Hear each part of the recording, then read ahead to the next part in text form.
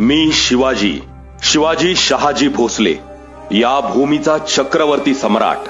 आम्हाला या भूमीत विलीन होऊन आज 400 वर्षे झाली. तरी आदर्श शोधायची वेळ आल्यावर तुम्हाला 400 वर्षे मागे जाऊन आमच्यापर्यंत काय यावे लागते?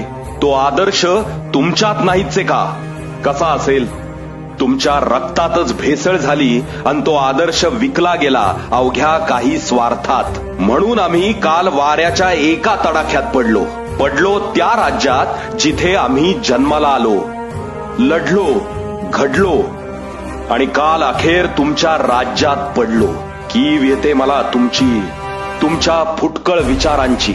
आणि खबरदार, याला स्वराज्य म्हणाल तर हे स्वराज्य नाही, दिल्लीचं तख्त राखणार स्वराज्य आहे आमचं. हुजरेगिरी करणार नाही, राज्याला दिशा देणारं स्वराज्य आहे आमचं. क्षुल्लक स्वार्थासाठी राज्याला विकणार नाही. बळीराजाला सोन्याचा नांगर देणारं स्वराज्य आहे आमचं. त्याला फाशीचा दोर देणार नाही. सर्वसामान्य जनतेला करमुक्त करणारं स्वराज्य आहे आमचं. त्याच करातून भ्रष्टाचार करून स्वतःचे इमले बांधणारं नाही. अरे 18 पगड जाती जमातींना व 12 बलुतेदार व सर्व धर्मियांना एकत्र घेऊन चालणारं असं स्वराज्य आहे आमचं. 400 वर्षे आमचे विचार घेऊन उभे राहिलेले किल्ले म्हणजे स्वराज्य आहे आमचं. त्यांचं संवर्धन तर सोडाच, तुम्हाला साधे रस्तेही बांधता आले नाहीत. स्त्रीला मान देणारं स्वराज्य आहे आमचं. तिचा पदर खेचणार नाही आणि ज्याने ती हिंमत दाखवली त्याचा पुरुषार्थ ठेचला आम्ही.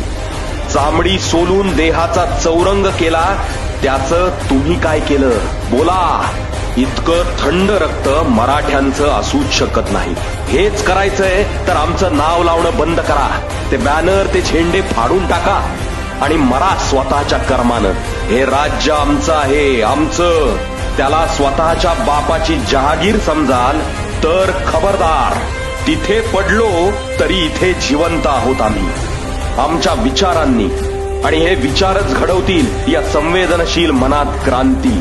राजे आहोत आम्ही, पण हात जोडून विनंती करतो, वेळ गेलेली नाही.